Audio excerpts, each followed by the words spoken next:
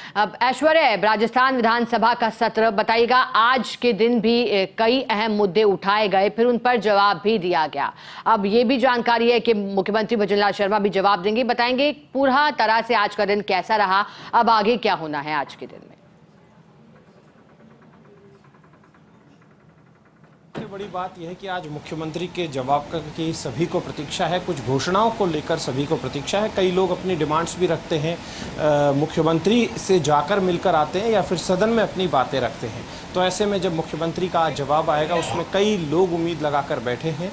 विधायक जो हैं वो लोगों की तरफ से अपनी बातें रखते हैं।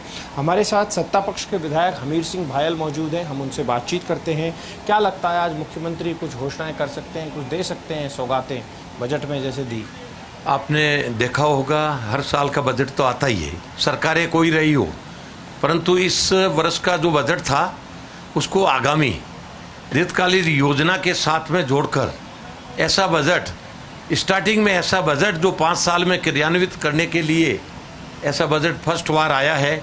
और जैसा बजट आया है ऐसी उम्मीद है कि आज रिप्लाई में भी हर विधानसभा को, हर क्षेत्र को, हर विभाग को सुनने की कोशिश करेंगे।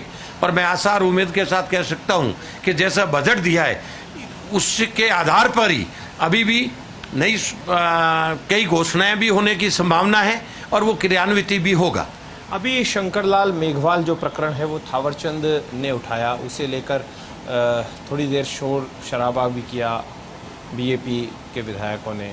फिर इसके चलते विधानसभा अध्यक्ष ने सदन की कार्यवाही 2 बजे तक के लिए स्थगित भी की। नहीं, आज की जो कार्रवाई थी इसमें हर माननीय सदस्य को जो घटना घटती है उठाने का फर्ज जरूर है, परंतु उनको जो विपक्ष है उनको ध्यान में रखते हुए उनको ध्यान में रहना चाहिए कि ये अपराध की श्रृंखला कितनी बड़ी थी। हम पहले गए पीरियड में विपक्ष में थे, तो उसके आधार पे सरकार जो होती है सत्ता में उनको कार्य करने की आवश्यकता है और अपराधों पे अंकुश लगना चाहिए। हम उसके तहत हमेशा विचार करते हैं कि अपराध नहीं होना चाहिए, पर यह बीमारी काफ़ी दिनों की फैलाई हुई है, इसको सही जगह पे काम करते समय इस काफ़ी दिनों की बीमारी फैलाई हुई है। इसी से मेरे दिमाग में एक बात और आ रही है कि जिसको लेकर अब वासुदेव देवनानी कल व्यवस्था देंगे, जो कृपलानी ने उठाया था शांति धारीवाल का गाली प्रकरण, उनके मुंह से शायद गाली निकल गई। आपने देखा होगा जब हम विपक्ष में थे उस समय में भी माननीय सदस्य शांति धारीवाल जी के मुंह से क्या क्या निकला था और अध्यक्ष जी आसन छोड़ के चले गए थे, वो तो आपने देखा ही था और सबने देखा था। तो ये मर्यादित भाषा से हर व्यक्ति अगर कोई बोले तो वो थोड़ा अच्छा लगता है। कुछ दिन पहले आपको ध्यान है ठाकुरों को लेके, महाराजा राजाओं को लेकर किस तरह की अशोभनीय भाषा का उपयोग किया था। उसके बाद में क्या लोकप्रियता के चक्कर में ऐसा बोल देते हैं क्या विधायक, क्या कारण?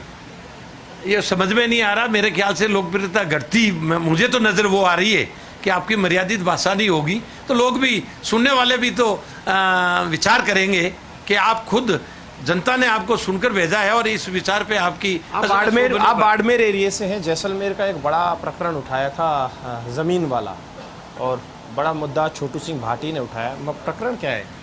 ये प्रकरण बहुत पुराना है, आपने तारीख भी सुनी होगी। ये अपने जो नज़दीक थे उन लोगों को अधिकारियों ने अधिकार को ताक पे रखते हुए सारी चीज़ें की है, और वो जहाँ तक उसकी सारी जांच हो जाएगी तो पर्दाफाश हो जाएगा, आपको ध्यान में आ जाएगा कि किस किस जनप्रतिनिधियों का भी हाथ था, वो भी सामने आ जाएगा। तो संक्षेप में पूरी कार्रवाई को लेकर हमने हमीर सिंह भायल से भी बातचीत की, लेकिन बड़ी बात यह है कि मुख्यमंत्री भजनलाल शर्मा आज क्या कुछ देंगे जिसकी सभी को प्रतीक्षा है, क्योंकि लंबे समय से सभी विधायक हैं वो डिमांड अपने लिहाज से कर रहे थे। जब वाद विवाद होती है तो एक लंबा समय बीतता है, देर रात तक विधानसभा की कार्रवाई चलती है, अपनी अपनी डिमांड्स भी की जाती है और मुख्यमंत्री से मुलाकात भी की जाती है। लेकिन इन सब के बीच में एक बहुत महत्वपूर्ण बात मैं बताता हूँ कि मुख्यमंत्री भजनलाल शर्मा से कांग्रेस के विधायकों का मिलना भी बदस्तूर जारी है। कई विधायकों ने मुलाकात की है। महिला विधायकों में इंदिरा मीणा, शिखामील बराला और उनके अलावा और भी जो विधायक है उन्होंने मुलाकात की। हाकम अली ने भी मुलाकात की थी। हाकम अली के अलावा रफ़ीक खान भी मिले हैं। कई विधायकों ने विधानसभा में उनसे मुलाकात की। ज़ुबैर खान की भी उनसे इत्तेफाक से नमस्ते हुई और बातचीत हुई। तो विधायक सत्ता पक्ष के हों या विपक्ष के, सामान्य तौर पर सदन के नेता से मिलते हैं तो मुख्यमंत्री भजनलाल शर्मा सभी से मिलते हैं, सत्ता पक्ष से तो मिलते ही हैं और विपक्ष के विधायक भी उनसे मिलते हैं। तो ऐसे में उम्मीद सभी को होती है कि मेरे क्षेत्र को कुछ मिले, क्योंकि मुख्यमंत्री होते हैं वो पूरे प्रदेश के होते हैं, पूरे प्रदेश के मुखिया हैं। अब मुख्यमंत्री क्या कुछ देंगे, कौन कौन से वर्ग को क्या राहत दी जा सकती है और कुछ सुझाव जो आए हैं उनको, उन सुझावों के लिहाज से क्या कुछ घोषणा करेंगे, इससे लेकर इंतजार रहेगा। ऐश्वर्या, आज दिन भर चली चर्चा में एक चर्चा का विषय ये भी रहा जब कालीचरण सराफ ने ध्यान आकर्षण के जरिए रामगढ़ बांध पर अतिक्रमण का मामला उठाया। उसको लेकर फिर जवाब भी दिया गया, लेकिन इसे आप कैसे देखते हैं? एक बड़ा मुद्दा उठाया है अतिक्रमण से जुड़ा और ये भी साफ कहा गया कि कमेटी क्यों बनाई जाती है बार बार। देखिए, बड़ी बात यह है कि रामगढ़ का मुद्दा मैं भी लंबे समय से इसी विधानसभा में सुन रहा हूँ। लंबे समय से रामगढ़ का मुद्दा उठता है। रामगढ़ नहीं, कमोबेश मेरे साथ हमीर सिंह भायल भी हैं। ये सत्ता पक्ष और विपक्ष से परे, मैं इनसे भी बात करूंगा। लंबे समय से कमोबेश कई बांधों के सामने यही समस्या है। कई बांध जो मर चुके हैं या मरणासन स्थिति में आ चुके हैं, तो अतिक्रमण सबसे बड़ा कारण है। क्योंकि पानी क्यों नहीं आता, पानी नहीं आने का कारण क्या है, पानी कहाँ बहकर निकल जाता है। तो ऐसे ही रामगढ़ बांध का जो प्रकरण है ये लंबे समय से चल रहा है। फर्स्ट इंडिया न्यूज़ समेत अलग अलग मीडिया हाउसेज या अलग अलग संगठन सभी उठाते रहे हैं, सामान्य तौर पर सभी उठाते भी हैं इस मुद्दे को और उठाया भी जाता है। लेकिन यहाँ पर नाराजगी कालीचरण सराफ की जो थी वो इस बात को लेकर थी कि चिन्हित जब कर लिए गए हैं अतिक्रमियों को तो अधिकारी जो है वो गुमराह करते हैं। जब जवाब आते हैं तो जवाबों को लेकर सदन को गुमराह कर देते हैं। इसे लेकर नाराजगी थी। उनका विरोध सत्ता के खिलाफ नहीं था, उनका सिस्टम के खिलाफ था कि ऐसा सिस्टम क्यों है जो 17 सीसी 16 सीसी की कार्रवाइयाँ कर दी जाती है और सब लोग इतिश्री कर लेते हैं। फिर अगली बार विधानसभा की कार्रवाई आती है, फिर किसी बांध के मरने का या मरणासन स्थिति का मुद्दा उठता है। तो रामगढ़ बांध एक बहुत बड़ा प्रकरण है जो वाकई में जयपुर की लाइफलाइन हुआ करता था। आज बरसों हो गए, शायद हमने भी बचपन में उसे भरा हुआ देखा होगा, अब भरता नहीं है। ऐसी स्थितियां नहीं लगता भायल साहब, ये कमोबेश बहुत सारे स्थानों पर ऐसी स्थितियां हैं जिन पर वाकई में कोई कार्रवाई होनी चाहिए। होटल्स बन गए, कहीं पर मकान बन गए, लोगों ने कब्जा ली, ज़मीनें कब्जा ली, तो इनका कोई निराकरण नहीं होगा क्या? नहीं लगता क्या आप? ये पूरे राजस्थान में है, चाहे बांध हो, आगोर हो, शिवाय छक हो, ओरण हो, गोचर हो, आबादी बढ़ती गई और वो अतिक्रमण करते गए, बेचते गए और आगे बढ़ते गए।